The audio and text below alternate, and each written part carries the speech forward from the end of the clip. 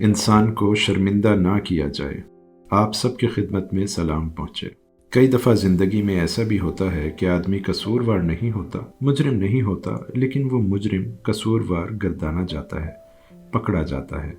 ज़िंदगी में ऐसी बातों से अगर हम ज़्यादा शदीद ना हों, संजीदा ना हों, तो हंसी आती है कि इसमें मेरा कोई अमल दखल ही नहीं था, तो मैं कैसे पकड़ा गया। हम डेरे पर हाजिर थे तो 5 पढ़े लिखे, अच्छे, शरीफ, ज़हीन, दानिशमंद लोग जो वहाँ मौजूद थे वो पकड़े गए।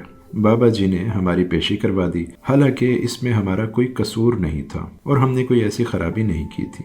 लो जी, हमारी सरजनिश शुरू हो गई। असल में बाबा जी किसी बड़े जलसे से आए थे और जिंदगी भर वो किसी बड़े जलसे में नहीं गए थे, लेकिन इनका कोई मुरीद हमारे अलहमरा हाल में, जो उस ज़माने में बड़ा हाल तसव्वुर होता था, ले गया। वहाँ पर इनको एक ऐसे लेक्चरार का लेक्चर सुनना पड़ा जो बड़ी अच्छी दर्दमंदी की बातें कर रहा था और पाकिस्तान को दिलो जान से चाहता था, और बाबा जी इसकी बातें सुन रहे थे। लेकिन जब सब लोग सर धन रहे थे तो अकेले शायद वही थे जो इसके ऊपर वैसी तवज्जो नहीं दे रहे थे जैसे कि दी जानी चाहिए थी। इस शख्स ने कहा, देखो मेरे प्यारे हमवतनों, पाकिस्तान बन गया, अल्लाह की हम पर बड़ी मेहरबानी हुई है। ये ख़ास अतिया खुदाबंदी है और हम जितना भी इसका शुक्रिया अदा करें कम है। अगर ये पाकिस्तान न बनता तो मैं जो इस वक्त आपके सामने खड़ा हूँ, इस वक्त एक यूनिवर्सिटी का वाइस चांसलर हूँ। मैं या तो एक चपड़ासी होता या मामूली एक क्लर्क होता, और ये पाकिस्तान ही की वजह से है कि ऐसे ऊंचे मकाम पर खड़ा हूँ, आपको मुखातिब कर रहा हूँ। बड़ी अच्छी बात थी। हम अक्सर यही कहते हैं, आपने अक्सर सुना होगा। अब हमको इन्होंने बुला लिया और कतार में खड़ा करके कहा, देखो प्यारे बच्चों, ऐसी बात नहीं करते। हमने कहा, अगर अल्लाह मियाँ हमें मौका दे हम भी ज़रूर ऐसी ही बात करेंगे। कुछ बहुत अच्छे अच्छे रुतबे पर हैं और जा रहे हैं तो हमें यही कहना चाहिए।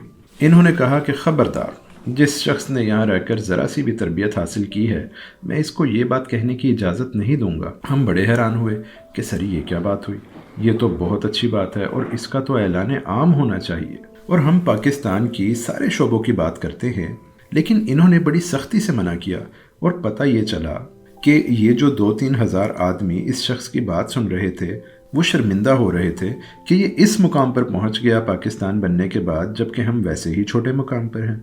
इनके दिल पर क्या बीती। बाबा जी को दिल का बहुत ख्याल था और आदमी का बहुत ख्याल था, तरक्की का, साइंस का या रुतबे का बिल्कुल नहीं। वो कहते थे कि ये बात कहना और अपने हम वतनों को, अपने करीबी अजीज़ों को शर्मिंदा करना जो है बड़ा ही कबीह फेल है। और फिर वहाँ पर रहने के बाद एक और बात का इसमें इजाफा हुआ, एक और बात का, वो ये कि हमको बड़ी सख्ती से मना किया गया कि चूँकि आप एक ऐसे मुकाम पर रहते हैं जहाँ रूहानियत की बातें होती हैं, तो अगर तुम में से किसी खुश नसीब से नबी करीम की ज़ियारत हो ख्वाब में, वो हरगिज़ किसी दूसरे से इसका जिक्र ना करे। यानी इतना बड़ा रुतबा, इतनी बड़ी सादत, और ये हुक्म दिया जा रहा है कि हरगिज़ ये बात ना करें। चूँकि हम बोलते नहीं थे तो हमने कहा बहुत बेहतर, लेकिन ये बात हमारे दिल में रही और तजस्सुस पैदा हुआ। 1 दिन गुजर गया, 2 दिन गुजर गए। मैं जो बहुत बेचैन था कि इस बात की वजाहत होनी चाहिए, और थोड़ा सा मैं मुँह चढ़ा भी था। मैं उनसे डरते डरते बहुत सी अजीब व गरीब सी बातें भी पूछ लेता था। मैंने कहा, हुजूर ये बताइए कि इस दिन ये बात की थी, कोई 1 हफ्ता हुआ कि अगर किसी खुश नसीब को ज़ियारत नसीब हो हजूर पाक की तो इसका जिक्र ना करें। इन्होंने फरमाया कि जो सुनने वाले होंगे वो बहुत खुफ्त महसूस करेंगे कि देखो ये आदमी बड़ा खुश नसीब है, इसको तो ज़ियारत हो गई। हम बड़े कम नसीब हैं, हम में कोई ना कोई खराबी मौजूद है, इसकी वजह से हमें इतना बड़ा ये एजाज और शर्फ हासिल नहीं हुआ। खबरदार, किसी को शर्मिंदा करना तुम्हारा शुआर नहीं। अगर तुम आदमी को शर्मिंदा करोगे तो तुम्हारा यहाँ आना महदूद हो जाएगा और आपके राइट्स रिजर्व हो जाएंगे। ख़वातीनो हजरात, हम तो अपने आप को बरतर साबित करने के लिए अपनी ज़ात को चौका देते रहते हैं, अपना मेकअप करते रहते हैं, और हुक्म है कि खबरदार, दूसरे भी लोग तुम्हारे साथ रहते हैं, बाकी के 12 करोड़ जितने भी आदमी हैं, इनको शर्मिंदा करना आपका मनसब नहीं। आप इस दुनिया में इसलिए नहीं आए हैं कि आप लोगों को खफीफ करें, इनको शर्मिंदा करें या बाइस बने इनकी नकबत का, इनकी खजालत का। तो इस ट्रेनिंग में से गुजरते हुए बड़े साल लगे, लेकिन बदकिस्मती से ये ट्रेनिंग पूरी ना हो सकी। चूंकि डेरे के बाहर जो अमल चल रहा था वो इस्तकबार का अमल था, तकब्बुर का अमल था, और हमारी सारी की सारी कौम तकब्बुर की राह पर गामजन थी, और तकब्बुर की वजह से हर शख्स अपनी ज़ात का होके रह गया था। और मुझे रह रहकर एक ही ख्याल आता था कि किसी ज़माने में एक रंगीन कार्टून देखा था सिनेमा में कि एक कश्ती है, वो समंदर की लहरों पर चली जा रही है और इसमें 8 आदमी सवार हैं। 4 इधर बैठे हैं और 4 इसके आगे नोक के ऊपर, ताकि कश्ती का वजन और तवाजन बराबर रहे। अचानक जो आगे का हिस्सा है इसमें सुराख हो जाता है और तेजी से पानी इसके अंदर दाखिल होने लगता है और कश्ती भरने लगती है। तो जो पीछे बैठे हुए आदमी थे, इनमें एक उठता है एक डब्बा लेकर और वो चाहता है कि पानी निकाल दे, तो दूसरा इसका हाथ पकड़ लेता है और कहता है, खबरदार, सुराख इनकी तरफ हुआ है, हमें क्या जरूरत है इस काम में, वो जाने या इनका काम जाने, बैठ जाओ आराम से। वो वाकई आराम से बैठ जाता है। तो कभी कभी अपने हालात का जायजा लेते हुए वो कार्टून याद आ जाता है। इस प्रोग्राम में मैं तो सूरत हाल आपके सामने रखता हूँ। हमारी जिंदगी में ये दाखिल नहीं हुआ था कि दूसरे आदमियों को कभी शर्मिंदा नहीं करना। हम तो पढ़ते ही इसलिए थे और डिग्रियां इसलिए हासिल करते थे कि दूसरे आदमी को शर्मिंदा कर सके। आपके मुल्क में देखिए, इतनी इतनी बड़ी खबरें छपती हैं कि हमारा मुल्क इस वजह से तरक्की नहीं करता कि इसमें 50% लोग जाहिल हैं और अनपढ़ हैं। मैं इनसे बड़ी दरखास्त करता हूँ, मैंने दफ्तरों में भी हाजिर होकर कहा था, तरीके से ये खबर बताया करें, चूंकि जो आदमी किसी वजह से पढ़ा नहीं है इसको क्यों शर्मिंदा करते हो। मेरे साथ इस तरह का एक वाकया भी गुजर चुका है। ढाबा सिंह एक मंडी है, दाना मंडी। वहां पर ट्रैक्टर से बोरियां उतार के मजदूर लोग वो मंडी में फेंक रहे थे। दाना मंडी के एक आड़ती का मंशी ये अखबार पढ़ रहा था कि हमारे मुल्क की बुरी हालत है, इसमें 85% लोग अनपढ़ हैं जो कुछ नहीं कर सकते, न मुल्क का बना सकते हैं न बिगाड़ सकते हैं। जब तक मुल्क तालीम याफ्ता नहीं होगा इस वक्त तक इसकी हालत नहीं बदलेगी। वो अब ऊंची आवाज में पढ़ रहा था। मेरी आरजू थी कि अगर ये खबर ऊंची ना पड़े तो कोई हर्ज नहीं। और वो जो बेचारा मजदूर और किसान बड़े खूबसूरत सेहतमंद बोरियां उठा उठा कर नीचे ला रहे थे और वो गंदुम आ रही थी पूर में, और वो गंदुम मेरे घर में पहुंच रही थी जिससे मुझे और मेरे बच्चों को पलना था, जो हमारी जिंदगी का सहारा थी, जो इन्होंने बड़ी मेहनत से बड़ी मोहब्बत से उगाई थी और जिसे बड़ी मेहनत और मोहब्बत से मुझ तक पहुंचा रहे थे। इनको ये सुनाया जा रहा था कि देखो तुम तो जाहिल लोग होते हो और जाहिल जब तक रहेंगे हम तरक्की नहीं कर सकेंगे। मैं जरूर चाहता हूं कि हमारे मुल्क में इल्म की शमा रोशन हो और इसकी रोशनी दूर दूर तक पहुंचे, लेकिन जब तक ये लोग शर्मिंदा करते रहेंगे तो आपका मुल्क कमजोर होता रहेगा। हर आदमी जाहिल तो नहीं होता ना, जाहिल होना कुछ और बात है।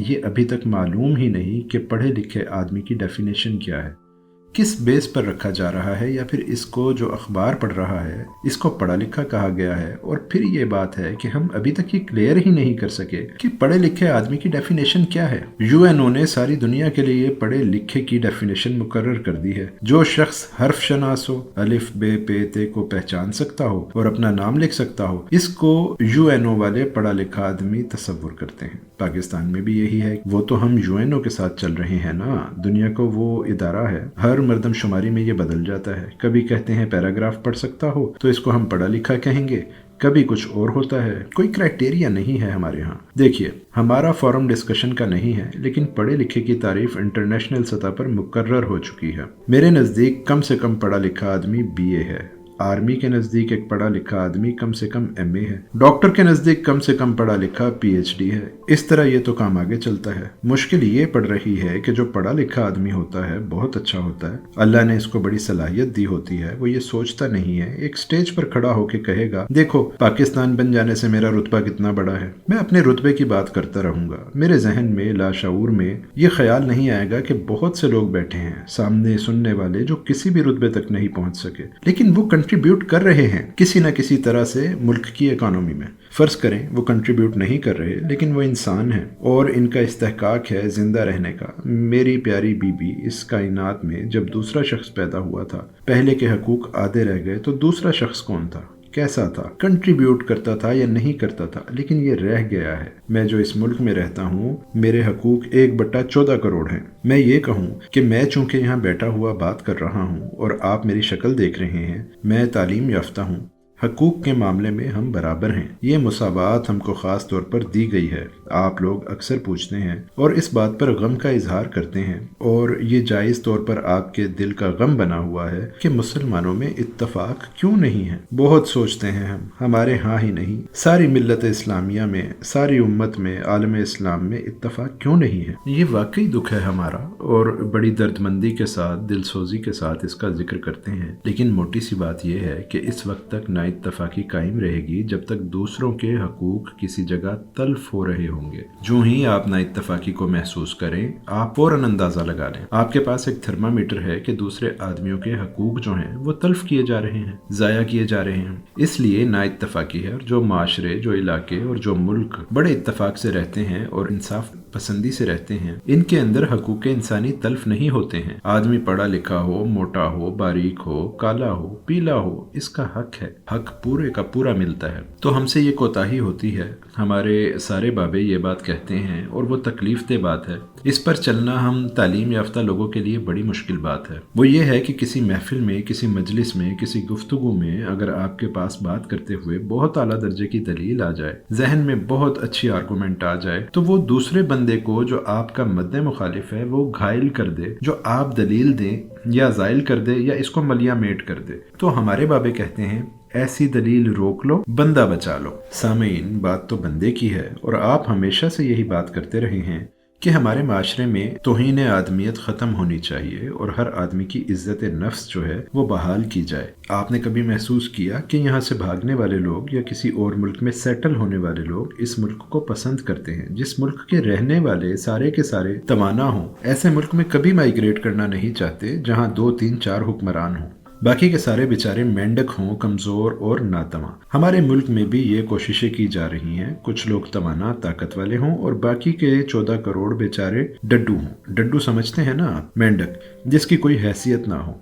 तो इतने मेंढकों के दरमियान रहना आपको तकवीयत अता नहीं कर सकता, ख्वाह ज़ाती तौर पर आप कितने ही कवि क्यों ना हो। मुझे याद आया कि जब मैं इटली में था तो मुझे टेनिस का खेल देखने का बहुत चस्का पड़ गया था और मुझे टेनिस का खेल बहुत अच्छा लगता था। यहाँ कभी इतनी शद्दोमत से नहीं खेला जाता था। हमारे मुल्क में जितने भी मैच होते थे मैं बड़े शौक से देखता था। तो एक बड़ी आला दर्जे की टेनिस प्लेयर थी, इसकी वर्ल्ड चैंपियन तो ना हो सकी लेकिन इटली की थी और इसका नाम था टीना लोहेती। इसकी ओपोनेंट थी सेंटीना। सेंटीना जरा बड़ी उम्र की थी और नैना नौजवान थी, छोटी थी लेकिन नैना का जिस्म मजबूत था। एक दिन इनका मैच हुआ, सबको 100% ये यकीन था कि नैना जीतेगी, क्योंकि एक तो इसमें सलाहियत बड़ी थी, दूसरे वो नौजवान थी और एक जिस्मानी साख्त बड़ी मजबूत थी। तो मैच खेलते रहे। खुदा का करना क्या हुआ कि सेंटीना जीत गई। इसने खुशी से जोर का नारा लगाया क्योंकि हमें भी तवक्को ना थी। और जब वो नेट के पास जाते हैं और जाकर एक दूसरे से हाथ मिलाते हैं, तो जब हाथ मिलाने लगी